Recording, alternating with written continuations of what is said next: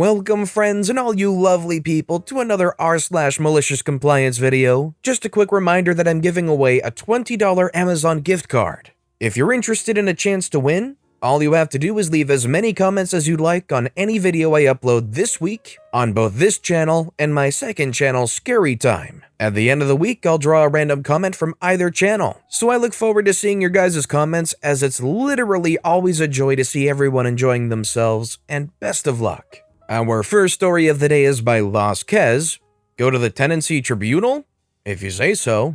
New Zealand has some particularly predatory property managers. Their prey is university students and young families who live in our bigger cities. There are stories in our news quite frequently about how poorly they treat tenants. I spent my 20s living in rental properties in Wellington. Most of the houses I lived in were super damp, mold-ridden crap heaps. They were also super expensive. They're even worse now.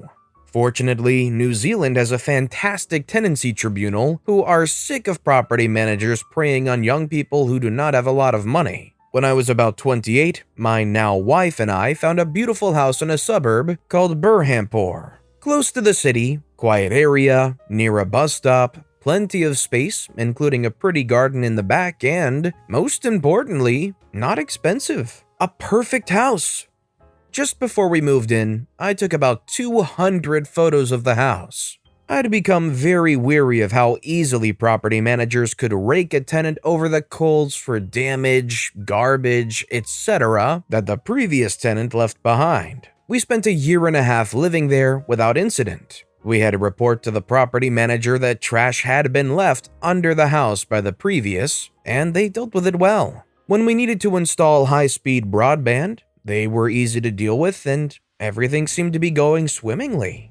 About 4 months prior to the end of our lease, I was offered a brewing job in the United States. I informed our property manager that we would need to break our lease earlier than expected, to which she replied, "No problem, let's arrange a time to meet." Prior to meeting with her, I researched her company's policy on moving out of rental properties prior to the agreed date. The company policy was that if a tenant broke the agreement early, then the tenant would have to pay $750 to the property manager. This was supposedly to cover the listing fee. I should mention at this point that listing properties in Wellington was not challenging nor expensive. Most properties were filled within a week. Some property managers were even expecting people to show up with cash to cover bond plus first month's rent when they were having viewings of the property. There was no way that $750 was going towards just the listing fee. When I went into our meeting, I told her that we were willing to ensure the property was cleaner than when we arrived. And also, we were willing to offer an extra $200 for moving out prior to the lease ending. At that point, she showed me the company policy, which stated leaving prior to the end of the agreed lease date would mean a $750 fee for us as the tenants. I acted flabbergasted, as one would, to hear of this shocking news. At this point, our property manager explained to me that the tenants before my wife and I were in a similar situation and had left prior to the agreed date. I explained to her that this was extortion, and I thought it was incredibly unfair. I repeated to her that we had offered her $200 to help with relisting the property and that we were willing to list it ourselves. I also said to her that it was ridiculous to think that it would cost more than $100 to list and fill that property. She explained to me, "That is what the tenants before you did, paid the $750, and that's just what everyone does." To which I replied, "Just because everyone else does it, doesn't mean it's right." We argued some more and left it unresolved. On my way out of her office, she said, "If this is still an issue, you should get in touch with the tenancy tribunal." With the rage of 1,000 suns and the ability to bottle emotions like a true Catholic, I managed to respond, "I'll do that." As soon as I got home, I went onto the tenancy tribunal website and filed a complaint against the company she represented. Within a day, the tribunal had agreed to help me and contacted the property manager. In turn, she emailed me begging for mercy. "If you agree to drop the complaint, we won't charge you anything. The owner's very disappointed, but if you leave the house in a good state, there will be no more issues. We're not absolute trash, so of course we cleaned the place thoroughly. We moved out without paying them a dime. But the real reward came when I saw her in the city and greeted her with a big smile and wave. I don't think I had the power of invisibility, but she didn't seem to see me at all. If you were given the choice to continue fighting this BS rule of $750 and see if you couldn't get the policy outright changed, or you could just take the no payment and break your lease and move on with your life, do you think it would be worth that fight, or would you rather just break the lease and move on? Let me know in the comments down below.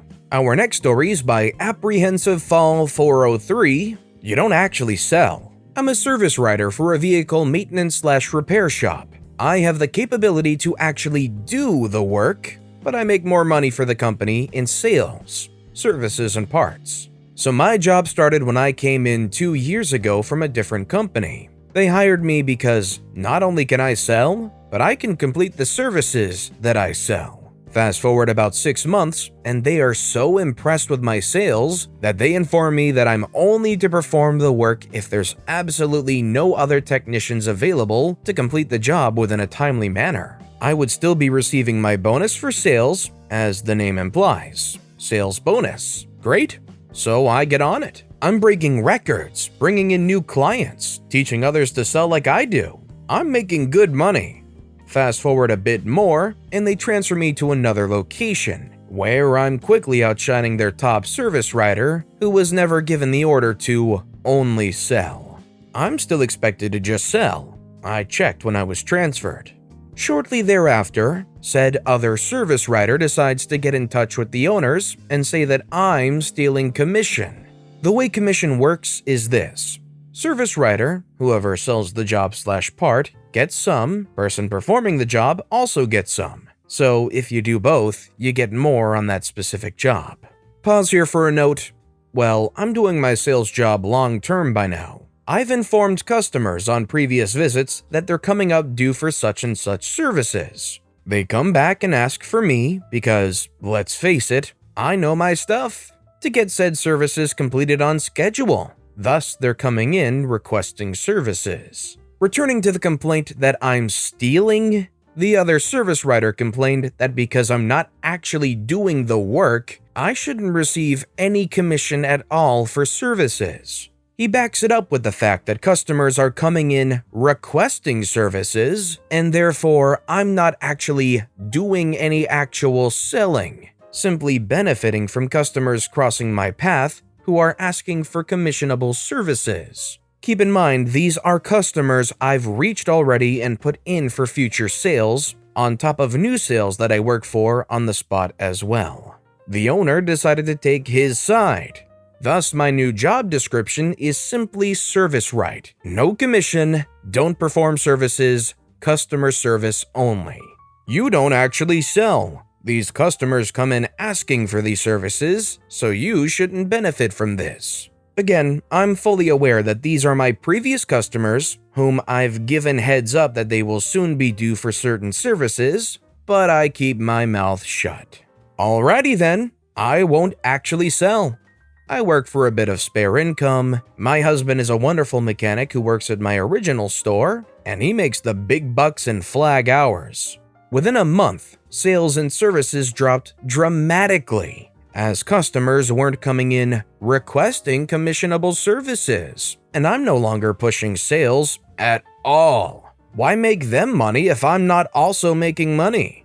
I'm not even allowed to perform the services, so there's no way I can make commission at this point. Sometime later, the owner drops in, wanting to know why the store suddenly stopped making sales. So I told him, I don't actually sell, so my commission stopped coming in, sir. A good meeting with the other service writer later, and I moved back to my other store, redeemed of any accusations of theft. With a raise, commissions are back to the way they used to be, and my sales have never been better. The other service writer? He's just a technician now, not even allowed to work with the customers at all. Maybe a small victory, but a victory all the same. It literally went from a situation where you're generating business and profiting off of that to where they wanted you to generate business, but also just not profit off of that at all. Which you kind of see the argument that these people are coming in asking for services rather than getting properly commissioned altogether by OP. But at the very baseline, they're coming in because OP got them to come in, so they deserved that commission. I wouldn't keep doing that work if I wasn't going to get any kickback from it for sure. This next story is by Darren DAMD. I'm just hanging here. I was at my aftercare job for a school, and for safety reasons, the kids are only allowed to swing on their bottoms. I was with senior kindergartners today. In normal schools, it's just kindergarten, so 6-year-olds. This sweet little girl, she's truly a great child, was on her belly swinging. I have to follow the rules or I would allow it.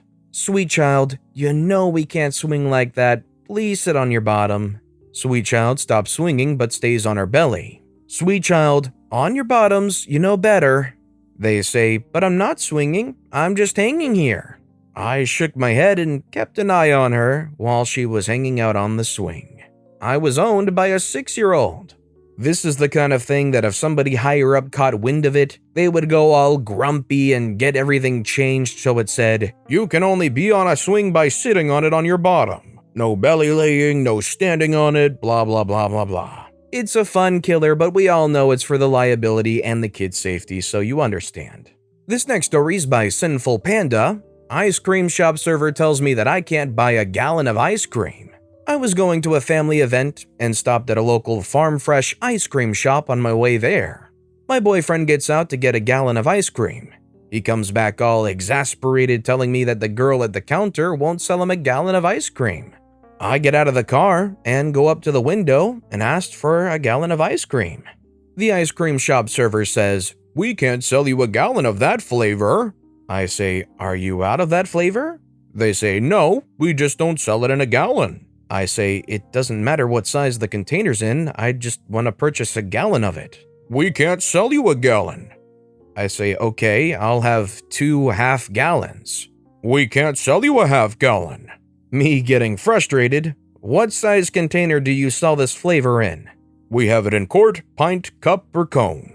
I say, great, I would like 4 quarts, please. They hand pack 4 quarts, put them on the counter with snark and ignorance and say, you can't just buy a gallon of any flavor, and we only have half gallons of vanilla and chocolate. Me with a blank stare say, 4 quarts is a gallon.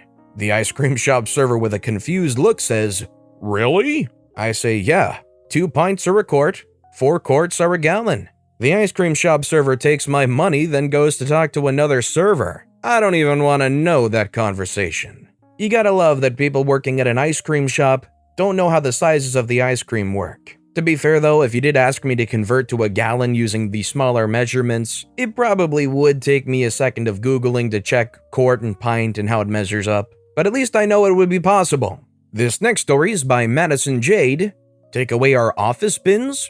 Okay. Enjoy receiving my garbage daily. I used to work for a large bank, and we had a fairly typical setup with smaller bins in our office spaces and larger locked ones for things like bank statements or just whatever you wouldn't want getting mixed up in normal garbage for privacy reasons. A compliance area changed the rules, meaning that we weren't allowed any normal waste bins in our offices, and everything had to go in the shredding bin. You can imagine how annoying this is. No office bin, no customer space bin, no lunchroom bin. The same area that created this annoying rule was the same department that we would send bags of our work at the end of each day via courier to. Cue my malicious compliance. I just started throwing my rubbish in with the day's work. The rule didn't last long after that. Why would you make it next to impossible for your workers to throw away any kind of rubbish that they have? That's just going to lead to some bad trash situations in general. Like, just give people a trash can. What about like snack and food waste? That's just going to end up in the shredder bin, isn't it? Didn't seem very well thought through to me. But with that being said, that's all the time we have for today. So if you have a favorite story of the day, let me know which story and why in the comments down below. But besides that, if you enjoyed the video, please consider giving it a like, and if you haven't, subscribe and turn notifications on so you'll never miss an upcoming video. No matter what you do, whether it's just viewing the video, liking, subscribing, turning notifications on, I appreciate the heck out of it. Every little thing that you do helps the channel grow that much more, and I can't thank you enough for it. So, until next time, I hope you all have a wonderful day, and I'll be right here next time on the Storytime channel.